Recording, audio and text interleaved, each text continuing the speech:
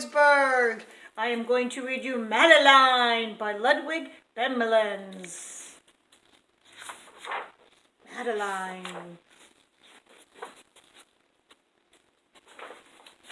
In an old house in Paris that was covered with vines lived 12 little girls in 2 straight lines. In 2 straight lines, they broke their bread and brushed their teeth and went to bed. They smiled at the good and frowned at the bad. And sometimes they were very sad. They left the house at 9:30 in 2 straight lines, in rain or shine. The smallest one was Madeline. She was not afraid of mice. She loved winter, snow, and ice. To the tiger in the zoo, Madeline just said, "Pooh-pooh." And nobody knew so well how to frighten Miss Clavel. In the middle of one night, Miss Clavel turned on her light and said, "Something is not right." Little Madeline sat in her bed, cried and cried. Her eyes were red. And soon after Dr. Cohen came, he rushed out to the phone. And he dialed Dan Ton 10-6. "Nurse," he said, "it's an appendix." Everybody had to cry. Not a single eye was dry. Madeline was in his arm, in a blanket, safe and warm.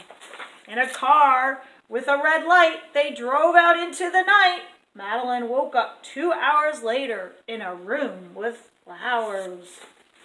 Madeline Sue ate and drank, and on her bed there was a crank and a crack on the ceiling that had the habit of looking like a rabbit. Outside were birds, trees, and sky, and soon 10 days passed quickly by. One nice morning, Miss Clavel said, "Isn't this a fine day to visit Madeline?"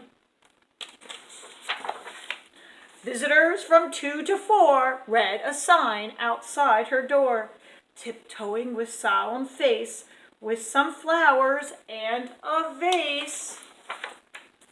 In they walked and then said, "Oh," when they saw the toys and candy and the dollhouse from Papa.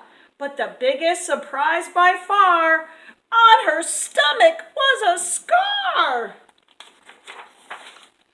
Goodbye, they said, "we'll come again," and the little girls left in the rain.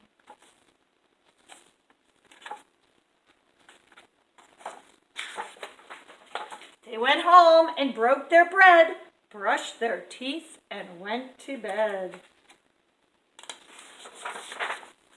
In the middle of the night, Miss Clavel turned on the light and said, "Something is not right," and afraid of a disaster, Miss Clavel ran fast and faster. And she said, "Please, children, do tell me what is troubling you." And all the girls cried, "Boo-hoo, we want to have our appendixes out too." "Good night, little girls. Thank the Lord you are well, and go to sleep," said Miss Clavel. And she turned out the light and closed the door. And that's all there is. There isn't any more. Ciao.